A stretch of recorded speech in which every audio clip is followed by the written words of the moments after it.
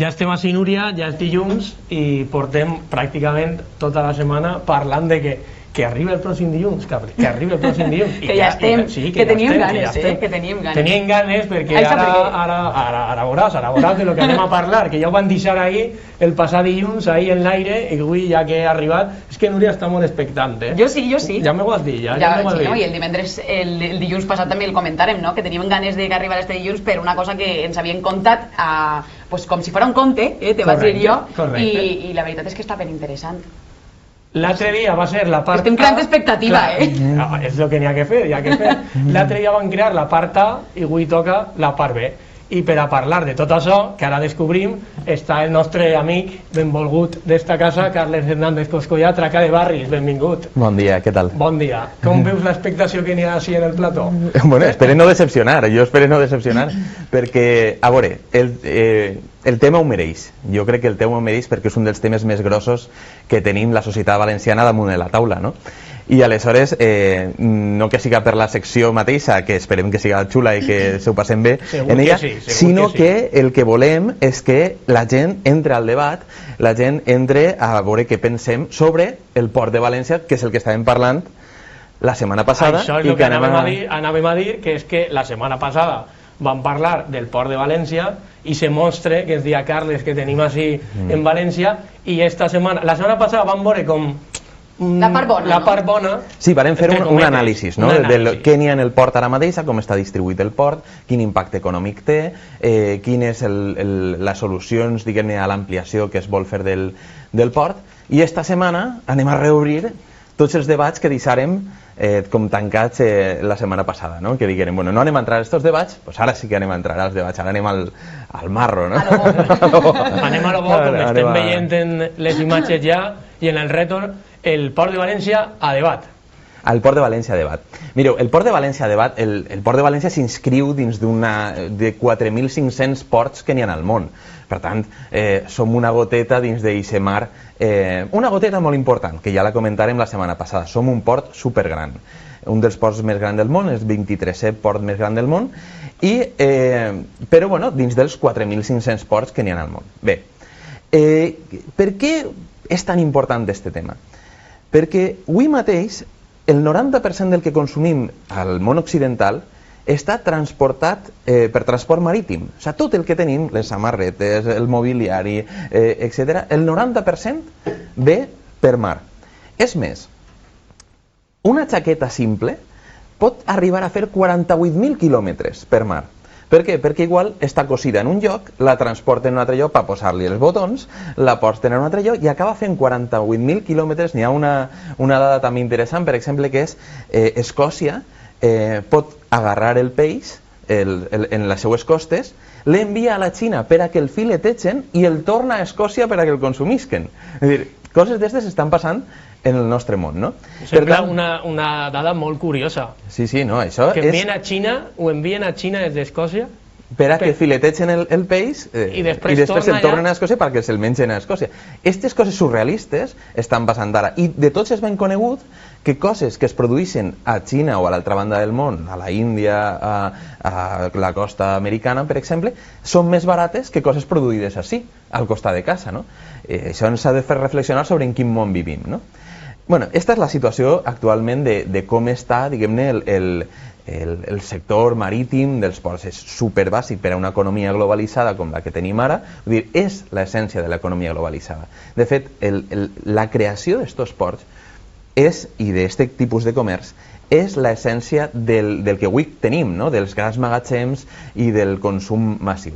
I així comencem els primers debats, que són els que s'obrin ja a partir de la dècada dels 90, diguent, bueno, reobrim la necessitat dels ports, però ja ATAC i moltes associacions qüestionen quin model de societat o de consumisme estem tenint, sobretot perquè això s'acosta de països com la Índia, Bangladesh, etc., que estan tenint uns costos laborals molt baixos, sense drets, estan acumulant una quantitat de rebuig i de ferralla molt gran als seus països. Vull dir, no és gratis, no? Això és ben conegut, no? Clar, tot això entenc que se va generar, com hem parlat, per la globalització que n'hi ha, sí, des de fa temps. És l'essència de la globalització. Clar. Se poden preguntar quins són els factors de la globalització. Internet, podríem parlar també del finançament de l'economia global quan se lleva el patrón oro, tal, però un dels factors materialment reals que podem veure és que no n'hi havia uns ports tan grans com els que avui vegem, i el transport per contenidors, que avui se transporten, com diguem l'altre dia, 5 milions de contenidors en el port de València a l'any, 5 milions de contenidors a l'any, entre 6 i 12 metres té un contenidor, Us imagineu, 5 milions a l'any és el que estem transportant, és el que crea l'economia d'estat, de que podem anar perfectament al Carrefour, al Corte Inglés, a l'Ikea o no sé on, i tenim una quantitat de material que per a les generacions anteriors seria pràcticament inimaginable, no? I això té uns costos increïbles i elevadíssims. Parles de la globalització, augmenta el número de contenidors, però també la diferència de productes que canvien i també la procedència, no? Suposa, amb la globalització. Clar, evidentment, és un pack que va conjunt. I després hi ha un altre element també que se suma a tot això, que és el que podríem anomenar l'opacitat legal. Que és, bé, tot este comerç no es fa baix un marc de regulació superestable, estem acostumats a un marc de comerç de la Unió Europea, etc., sinó que el transport marítim també planteja molts debats en quant a dubtes. Per exemple, quines banderes porten els vaixells, no? Pues, molts vaixells porten bandera de Libèria o porten bandera de les Isles Bahamas. I això per què? És perquè li posen la bandera d'un país que no té uns drets tan reconeguts com en altres llocs o tan estables com en altres llocs, i aleshores això produeix una legislació molt laxa per a la tripulació que va en el vaixell. Per exemple, que el 40% són de Filipines. 40% del 1,5 milió de mariners que n'hi ha en el món són de Filipines, no? Per què? Perquè el cost de la mà d'obra és molt barat i parlen molt bé anglès. Aleshores, és el que tenim. Bueno, esta és la situació... Està tot estudiat, Tot està estudiadíssim. Està tot estudiat. Este és el marc actual on estem, on se circunscriu, diguem-ne, el Port de València i els debats que suscita el Port de València. Però parlant dels debats del port, no volia deixar-me tots aquests debats que acompanyen, que són debats a nivell mundial, i que el protocol de París, per exemple, contra el canvi climàtic, o els debats sobre la legislació de drets laboral estan actuant sobre ells. Estem circunscrits en el món, però... Bueno, anem a parlar del port de València. El port de València està subjecte a l'ampliació de doblar el tamany del port, que és el que tenim ara damunt la taula, no? Vegeu en les imatges, esta és una imatge superbonica, no? A mi m'agrada molt la imatge esta perquè se veu claríssimament el tamany del port i el tamany... La distribució també, no? Clar, i la distribució i la ciutat darrere, no? N'hi ha una cita de Josep Vicent Boira, que avui és l'alt comissionat per al corredor mediterrani del govern d'Espanya, és un valencià il·lustre que ha escrit llibres sobre la ciutat de València, que el 2008 ell va dir: és necessari que davant dels projectes d'ampliació del port se reobriga el debat en la ciutat, perquè això és, en aquell moment era el 12% del territori de la ciutat, és el 12% de València és el port de València. Per tant, una persona tan important com Josep Vicent Boira, professor de la Universitat de València, que en aquell moment clamava per a que la gent parlara d'això, doncs bé, ara anem a parlar sobre això. Quin és el primer assumpte que caldria dir? Bueno, n'hi ha una cita de l'any 42 del que era en aquell moment el responsable del port, Luis Dicena, que deia, fixeu-se, deia: bàsicament això és l'essència del futur, el port de València. Dos, qui estiga en contra és un sacrifici necessari sempre per a la ciutat de València. I tres, i qui estiga en contra és un mal valencià. Això com a petxit, no? Clar, això en l'any 42. Però és veritat que aquest argument se va repetint i el trobem sempre en la història, fins als directors actuals del port de objectivament és necessari i no se pot debatre. Perquè ara tenim declaracions d'Aurelio Martínez que no són exactament com les de Luis Dicena. Evidentment Aurelio Martínez sempre fomenta el debat sobre el port, no està en contra del debat sobre el port, però tenim declaracions també que sempre diu objectivament és necessari, ho necessitem per a la competitivitat contra el port de Barcelona, etc. No? Per tant, el primer que hem de qüestionar és si podem parlar o no del port. Segons les autoritats, a voltes diuen no parleu d'això perquè eficientment i objectivament és necessari que es faça. No? Bueno, anem per un moment, durant uns minutets a qüestionar-se-ho, després ja cadascú a casa que faça el que vulgui, no? Però durant uns minuts anem a qüestionar-se-ho. El primer motiu per a qüestionar-se és que les declaracions recents del Ricard Pérez Casado, que fou durant 10 anys alcalde de la ciutat de València als anys 80 i qui va signar l'ampliació dels anys 90 del port, va dir recentment que ell s'havia penedit, s'havia arrepentit d'haver fet aquesta ampliació. Clar, si l'alcalde de València que havia signat això, l'alcalde socialista de València, ara diu, jo ara no ho faria, per els costos que té la ciutat, bueno, que tenim un primer argument d'autoritat per a entrar al debat. Jo no vull en tot aquest temps posicionar-me en un lloc o en un altre, vull dir simplement dir que els debats que com s'estan produint, no? I ara mateix tenim també un article de Joan Ribó que ha publicat recentment com a article d'opinió, però que explica la seva posició respecte al port de València. I diu, Joan Ribó, és interessant perquè ell ja no qüestiona, ell diu, l'abric, que vegeu aquesta línia que és molt fina que entra al mar? La vegeu allà en la imatge? Aquesta línia que entra al mar, això és l'abric per a després tot el que n'hi ha aigua, diguem-ne, en aquesta part interior seria buidar-ho, vegeu que fa com un quadradet, buidar-ho i posar ahí, això se diu dragar, no? I posar ahí tota la que seria l'ampliació del port. Pues aleshores Joan Ribó el que diu, bueno, el mal, entre cometes, ja està fet, perquè això és de 2012, i aleshores, bueno, això ja no afecta a les platges, perquè el que afecta a les platges és la línia, no el que després tu facis cap a dins, diguem-ne, no? Aleshores, el debat sobre aquesta ampliació pues, probablement no està ara mateix un poc fora de lloc, no? Ell argumenta també una cosa interessant, que ell dubta de si això és beneficiós o no, ho deixa en l'aire, diu, bueno, jo no sé si això serà positiu o negatiu per a l'economia, ningú ho sap pràcticament, però després sí que diu, ara sí, parlem de l'accés nord, és a dir, i com transportem totes aquestes mercancies que venen del port cap al nord, el que diguem l'altre dia. I Joan Ribó diu, l'accés hauria de ser necessàriament ferroviari, perquè la mobilitat de València s'incrementaria en camions una barbaritat. La eixida és des del port, el que ell proposa, des del port per Serreria, obrir, diguem, aprofitar la eixida del corredor mediterrani, aprofitant també que les inversions del govern d'Espanya no són excessives, sempre que venen així, no és que se deixen en milions, aleshores diu, bueno, aprofitem aquesta inversió i fem dos d'una, vull dir, fem el túnel del... Això ja el parlàvem la setmana passada. Sí, una de les opcions... Però hauria de ser ferroviari. El que aposta Joan Ribó és que l'atenció és ferroviària, cosa que nega l'autoritat portuària, que diu, no, en trens no tenim prou, perquè hem de manejar tant de contenidor que haurien de ser molts camions els que isquen tots els dies del programa. Per tant, ahí l'atenció és... Ja t'anava a dir que ja està la ciutat en el tema del tràfic un poquet ahí... Clar, un poquet densa, qüestionant les coses... Sumar 6.000 camions més, no? 6.000 camions més. Serien, no sé si 5.000, entre 5.000 i 6.000 camions més, no?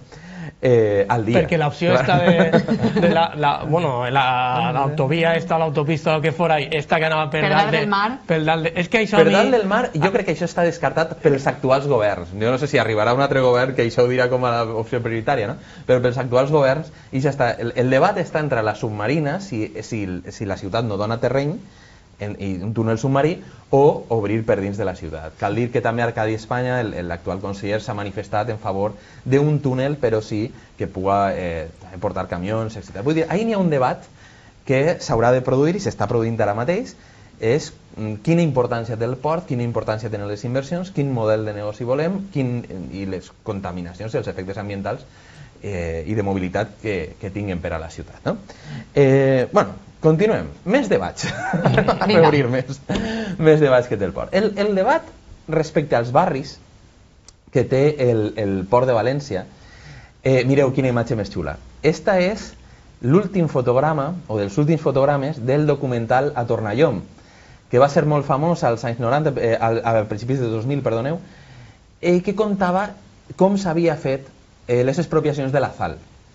La ZAL és una zona d'activitats logístiques prevista per a que actuï el port, cosa que s'ha resolt ara ja fa un parell d'anys, per a que pugui actuar ahí el port, però com es van fer aquelles expropiacions va ser d'una forma salvatge, perquè arribaven a la gent i pràcticament sense ordre judicial les anaven tirant de les seues cases i vivien en l'horta, en les alqueries, en el que fora, no? És esta dona que fa un argument al final, no, del documental dient, bueno, això han furtat mogolló i a nosaltres ens han tirat de les nostres cases i això ha sigut una vergonya, no? I com s'explica això, no? El documental que va dir, com s'explica això? Conta-m'ho tu, no? I aquesta és la figura. Jo recomano que veieu a Tornallom, no? És veritat que la defensa de la FAL, ara mateixa que ja està tot allò derruït, s'ha convertit en un poc aspecte, podríem qualificar-ho, si voleu, de romàntic, entre cometes, perquè ja no queda res allà. El mateix alcalde Joan Ribó reconeix això, moltes autoritats reconeixen que allà ja no se pot reconstruir el que n'hi havia, la terra i les alqueries que n'hi havia, no? Però sí que és el primer punt de crítica fort al port de València en la ciutat, no? Que tenim ahir, el que és la punta, no? La desaparició de la punta en favor d'aquesta zona d'activitats logístiques per al port. Però el conflicte gran, paral·lel, que no va tindre tant de ressò mediàtic tal volta, va ser Nazaret. El barri de Nazaret està al costat. Aleshores, el barri de Nazaret sí que tenia una afectació molt gran, primer per començar perquè li llevaven les dos platges que tenia el barri. Les platges de Nazaret, fora, per a l'ampliació del port. Així com no vol la cosa, no? Fum, tu tenies una platja, fora. Adeu, platja. I després també tenia un mur, el barri de Nazaret, que se menjava part del barri, que era per a projectes del port, no? Pues què va passar? Pues que ara sí que és veritat que el projecte de l'autoritat portuària està en compensar a Nazaret. Com? Ciutat Esportiva del Llevant deixa d'estar en Bunyol, passaria a estar al costat del port, en Nazaret, en els terrenys del port, però dins de Nazaret, i un jardí enorme en el que seria el final del llit del Túria per a jardinar tota aquella zona i reactivar-la, no? Això, el projecte del port, diguem-ne, de compensació a Nazaret. I ampliar la zona esportiva que ja n'hi ha a Nazaret, etc. Clar, encara així, Nazaret és un barri supercolpejat, és el barri en més atur de la ciutat de València, és el barri, per exemple, en un CAES, que és un centre especial, no? de l'alumnat especial, n'hi ha un abandonament educatiu altíssim, pues sempre és un barri que necessita de moltíssima atenció i no només a base de compensacions, no ho sabem, igual sí, igual se reactiva Nazaret i tenim un dels millors barris de la ciutat en pocs anys, tant de bo ho tinguem així, no? Però bueno, sempre tenim aquest conflicte ahí en base de que és un barri molt empobrit al costat del port i molt afectat per el port, i l'autoritat portuària sí que vol compensar, cosa que no es pot fer en la punta perquè una vegada derruït allò, diguem-ne, ja està. Encara que n'hi ha alguns projectes que s'ha de citar que sí que aposten per regenerar el verd de la punta i bueno, enxarxar-se l'Albufera, però bueno, estan un poc en l'aire. Sí. Que t'anava a dir que a mi lo de compensar em fa gràcia. Jo és que sempre vaig un poquet ahí a furgar. Jo sempre vaig un poquet ahí a furgar, però que em fa gràcia lo de compensar. Com t'he llevat tot això, com t'he fet tot això, vaig a intentar ara fer l'altre. Però és veritat el que diu Carles, no? Que Nazaret jo crec que és dels barris més colpejats de tota la ciutat pràcticament de València. Sempre se diu que els barris portuaris sempre tenen aquest contacte directe, perquè com el port tenia aquesta opacitat, doncs és veritat que la droga sempre arriba per transport marítim i sempre el que és el trepitgeo, entre cometes, té més facilitat d'estar en el port que en un barri més llunyà de la ciutat, no? Perquè està més en contacte en això. Això és de veres. I és veritat que en un moment si se considera necessari per una àmplia majoria de la societat valenciana ampliar el port, doncs el benefici general sempre està per damunt i per tant se va ampliar en aquest moment, se va decidir i ara això ja és història, diguem-ne, no? I està bé que tu sàpiguen d'una cosa que va passar a l'any 86, doncs ara tingués la diferència, diguem-ne, d'ampliar-ho, no? I d'intentar negociar així també en la ciutat, anem a dir-ho, no? Més debats. Un altre. Més debats, val? El debat de l'aigua, la qualitat de l'aigua, del mar, etc. No? Evidentment, un trasto d'estos com els que hem vist, que mesura quasi 400 metres, no deixa al seu pas, pues, és un vaixell que genera un mogolló de soroll al seu pas. Per exemple, les espècies marines que també estan al costat pues, porta espècies de lo que es diu espècies invasores, perquè un carranc que la garra de Xina el porta així perquè s'apega al vaixell i després el descarrega a l'Albufera, igual pot fer una destrossa, no? Per tant, també ahí tenim el debat de lo que seria l'ecosistema marí, no? I la contaminació pròpia. Perdona. Sí, clar, esta és la imatge de lo que és ara mateix a la plaça del Saler. Comparem esta imatge en la platja de la Malvarrosa, que camines 300 metres per arribar al mar. Per això. I estan al costat pràcticament. Per què? Per lo que hem comentat, de que recentment hi ha hagut un informe de la Universitat de València on ha constatat no només el retrocés de la platja del Saler, sinó de moltíssimes platges del litoral valencià. No? Això implica pues, cordó que es diu de dunes, no?, del Saler, pues se va retrocedint, no?, i això afecta, evidentment, a un lo que és un parc natural com és el parc natural de l'Albufera. No? Bé, ahí tenim un altre debat, el debat del retrocediment de les platges, que això ja està afectat per lo que hem dit, de que ja està fet el dique, diguem-ne, l'inici de l'ampliació, ja està afegit això. Bueno, afegim un altre debat que se m'havia oblidat abans. La portada de Levante d'avui. També, sí. Ha vingut pràcticament, estava en el moment perfecte. Evidentment la portada de Levante és un poc tramposa, perquè, evidentment, a veure, he dit una frase...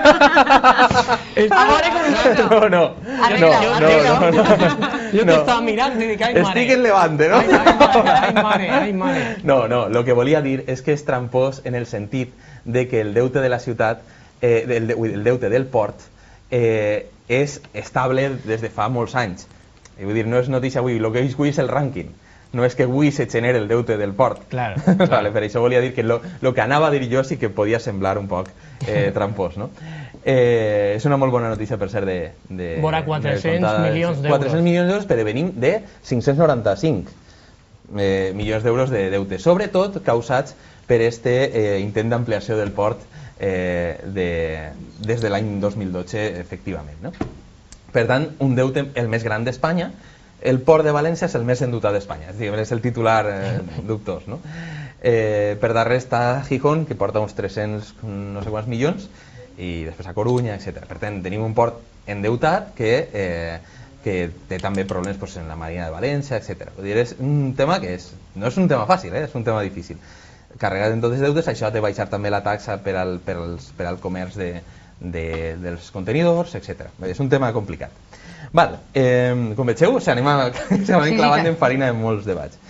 Després, l'últim debat que vull treure a col·lació és la contaminació de l'aire. El port també sobretot genera contaminació en l'aire. Per què passa això?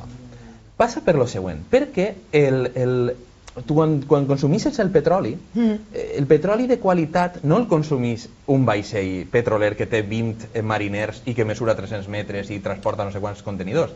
El petroli de qualitat el té la indústria farmacèutica, el té l'aeronàutica, diguem-ne, i després també venen les gasolineres i els cotxes. I l'últim, el 3% últim del petroli de pitjor qualitat, això que el que després en Galícia es va dir el chapapote, no? Això és el que té de mala qualitat, és el que va cremant un vaixell. Avui en dia tenim un problema molt gros perquè de lo que més contamina és un vaixell. Poden arribar a 200 tones de fuel al dia. Cremar 200 tones de fuel per a poder moure això. No? Què passa? Que al ser de tan mala qualitat libera, a banda de diòxid de nitrogen, libera azufre. No? Aleshores, clar, puja el baremo del sofre mogolló en la ciutat, cosa que és és contaminant, no? És molt venenós, té aquest punt de tal. Per les afeccions respiratòries de molta gent. N'hi ha un estudi molt xulo que ha tret Laura Martínez, la periodista del diari, que ve a citar el component, diguem-ne, de comparativa entre Amsterdam i Rotterdam, dos ciutats, una portuària, la més important d'Europa i l'altra que està al costat, que no té port, i com afecta, diguem-ne, la contaminació aèria, se la menja tot Rotterdam, encara que els beneficis del port van a Amsterdam també, no? La ciutat està més afectada de contaminació en tindre un port molt gran que la que no està al costat, no? I després, econòmicament, deia l'informe que tampoc és tan relevant, diguem-ne, un port gran o un port xicotet, no? N'hi hauria que estudiar-ho, Jo crec que tot això no és taxatiu, no és per a tancar el debat, però sí que a mi m'agrada que s'obriguen, no? Bueno, si una ciutat xicoteta se menja la contaminació, parlem, per exemple, del 35% de la contaminació aèria de la ciutat de València és per motius del port. I si això l'afegim els 6.000 camions més que té una possible ampliació, afegiríem més contaminació aèria, no? És veritat que això que parlava Gonzalo de l'eficiència energètica en el port estan intentant-ho arreglar, perquè un dels problemes és que quan el vaixell arriba allà, el vaixell no apaga el motor. O sigui, quan està atracat, el vaixell continua en el motor encès. I això és un dels grans problemes. Doncs ahir el port sí que està investigant molt i afegint moltes coses sobre eficiència energètica, com fer un port sostenible, diguem-ne, s'ha avançat molt, els ports sostenibles volen estar al 2050 però el Port de València s'ha compromès a estar al 2025 ja eficient energèticament. Hi ha molt bones notícies en aquesta direcció, però és veritat també que deu reobrir el debat de que la contaminació aèria d'un port és enorme, no? El 35% de la contaminació que olorem en València, que respirem en València, siga és una quantitat enorme. És a una... través del port, que sempre estem concentrats en la bicicleta, en el cotxe, no? Pues el 35% dels bucs que venen allà al port. De fet, clar, si se feren les ampliacions, i aquesta contaminació com afectaria? Suposa que evidentment pujaria en aquest sentit, però també n'hi hauria que parlar de l'autoritat portuària si totes aquestes investigacions que s'estan fent. La flota marítima també se renovarà, la flota marítima també trobarà millores per a, com han trobat els cotxes, per a consumir menys, no? I ser més eficients energèticament. Ara s'estan parlant inclús de tornar a la vela, no? Buques en unes macroveles enormes que podrien moure els bucs també, no? Vull dir, n'hi ha molta investigació en aquest terreny i aquesta part d'esperança, diguem-ne, també està ahí, no tot és catastròfic. A veure, m'agradaria resumir un poc, tancar un poc tots els debats, tancar en el sentit de tancar-los així, no? I reobrir-los per a qui nos estiga escoltant. Tancar els debats de què hem parlat? Hem parlat del consumisme massiu de la societat actual globalitzada, que bueno, ahí hi ha una part de crítica, però evidentment tots vivim en aquesta societat, no? Ahí hi ha una part. Després hem reobert el debat també de l'opacitat legal, no? Esperem que els organismes més internacionals pues, avancen cap a una legislació més, amb més drets per a tot el món, no? Hem reobert el debat de l'ampliació i com hauria de ser aquest transport cap al nord, i hem reobert el debat també de les platges, de què afectaria l'arena, la reducció de les dunes, la contaminació de l'aigua, etc. No? Hem reobert el debat dels barris també, de com afecta això als barris i quin mecanisme de compensació n'hi ha. Hem reobert el debat també, sobretot, de la contaminació aèria, no? I com afegir una ampliació i afegir els camions, pues això generaria més contaminació. Si se doneu compte i repassem estos dos programes que hem fet així ràpid sobre el port, se donareu compte com n'hi ha arguments a favor i en contra de cada un dels punts i com mai és blanc o negre els debats, i que té tota una complexitat que ens anima a continuar estudiant i a continuar aprofundint en aquests temes.